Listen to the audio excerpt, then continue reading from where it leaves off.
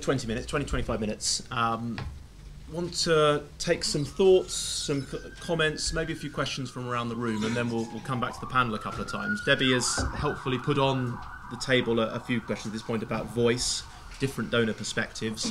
It strikes me one issue is that Japan is part of the ODA and therefore is, to some extent, subject to a set of rules, but is suffering criticisms around its adherence to those. There are a number of other donors, countries mentioned in Alina's report, that are also criticised but aren't part of that club, and so there seems to be the beneficial bridge of insider-outsider status, but also a persistent need to defend itself against the rules of that club that it's selected to be in. So there's a bit of a conundrum in there that we might unpick. Equally, I think from an ODI perspective, we've started to think ourselves into a position on harmonisation and alignment, which is all very positive and all very centrality of ownership. Bit of a challenge and a critique put there by Professor Sunakama we might want to pick up as well on whether we're viewing it in the right way or whether we are treating it too much as an end in itself. And a third point that, again, just to reinforce across the pieces, ownership and particularly country ownership was picked up, and I think in the report that Alina shared with us, there was this question of, well, what is country ownership, and is that a meaningful term? And even the recipient perspective, is that really government ownership or is that citizen ownership? And there were various perspectives across the table about who we're really engaging with. But enough from me. We would like to hear from you. If you could introduce yourself, if you could keep the comments as crisp as possible, and we'll try and get through a batch and then see if we can come back once or twice to the table. Hi, thank you very much. Jason, the University. I should say you're on the record as well, just before you. Thank you. University of Birmingham. It's more a question of the allocation of aid between bilateral and multilateral sources. The OECD peer review showed that Japan's bilateral aid is always much higher than its multilateral contributions, although somewhat multilateral sort of increasing. I wonder if this is a case of Japan wanting to forge its own different development norms and ideas counter to, say, the OECD's or the World Bank's, for example, form of development policy, and whether multilateral contributions from Japan should actually increase or decrease. How should Japan go about working between its bilateral aid and its multilateral aid, and whether bilateral aid should stay as larger than multilateral aid? Thank you. Thank you. Hi, my name is Sato Kan, Institute of Development Economies in Japan, but currently I'm staying IDS at Sussex. And the reason why I'm staying at Sussex is how to learn how to sell the ODA to the world. And I noticed that the power of language in English, and then the many people, I mean the younger people come from Japan to study development studies in UK. And then just Debbie mentioned, they try to adjust the mindset of UK or Western way. And then when they write some article, they should refer to the English article. And if there are a lot of Japanese articles, they are not allowed to mention or refer to some extent. So that kind of things is prohibiting not only Japan, but China, Korea, or some other developing countries. They have a lot of intellectuals, and there's a lot of the accumulation. So I want the report may have some portion for the proposal to the other donors to how to include the knowledge of the non-English or non-Western language to the mainstream. And then this is not a matter of translation. It's a matter of mindset. So that kind of the idea could be could be the envelope. Thank you very much. Thank you. We'll take a couple more over there. Thank you, Jonathan Glennie from ODI. I found that really fascinating, and I've got a question about the appropriateness. It's coming on from the doctor's discussion. The appropriateness of the Paris agenda to Japanese aid, because the way that I look at Paris is that, I mean, the danger with looking at something like Paris is to see it as a blueprint for this is what good aid looks like. actually it's a response to a couple of decades of bad aid from a particular section of the donors, let's say the Western donors. And from the way that you've been describing Japanese aid, which I don't know very much about, there's certainly similarities, let's say, with Chinese aid, a non-DAC donor, and Korean aid, which is a DAC member, but it also has some of the similar problems, maybe.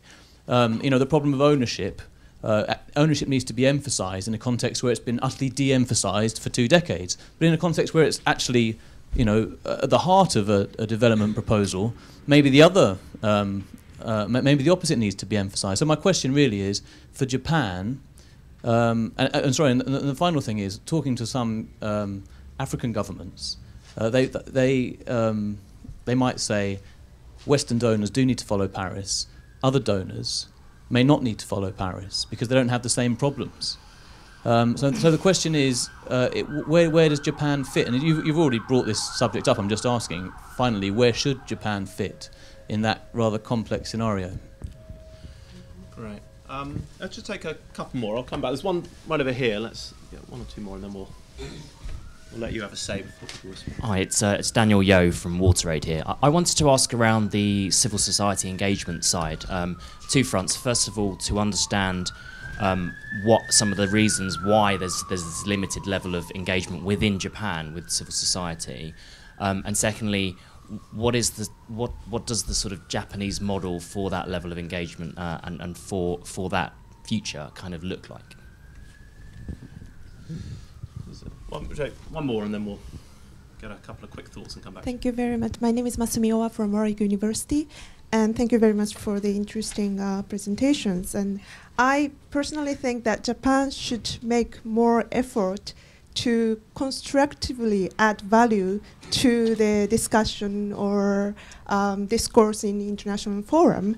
And in this sense, I would like to ask Alina, as you said that Japan should be more strategic, and in what way do you think that Japan could be more strategic in making our own voices to be heard to international forum? And Penny mentioned about communication is very important, and I fully agree with that.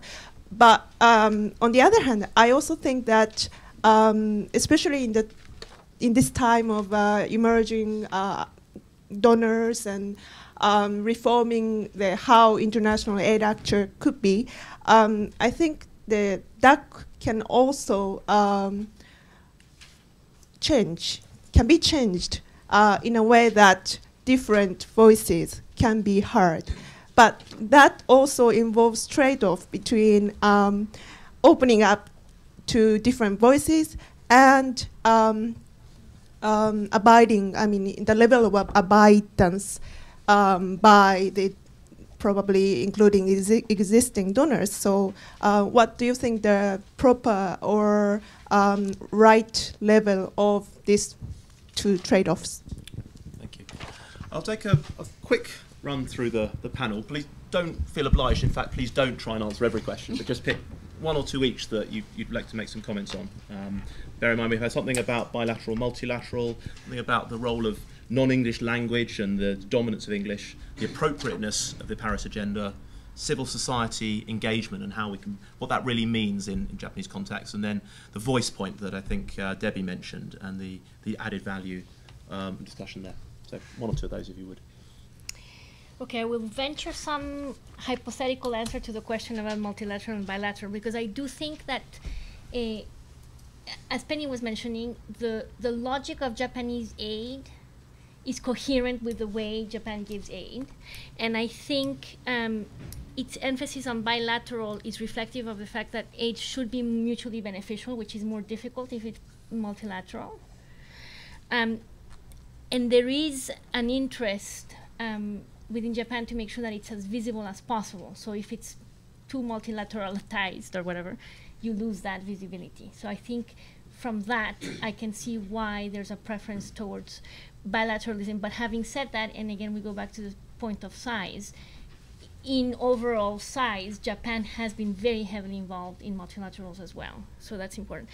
I think that the conversation in Paris on the Paris Declaration and its relevance is absolutely fascinating and really important now. in the lead up to the high-level forum in Busan. There are a couple of things. Firstly, I think that Japan has been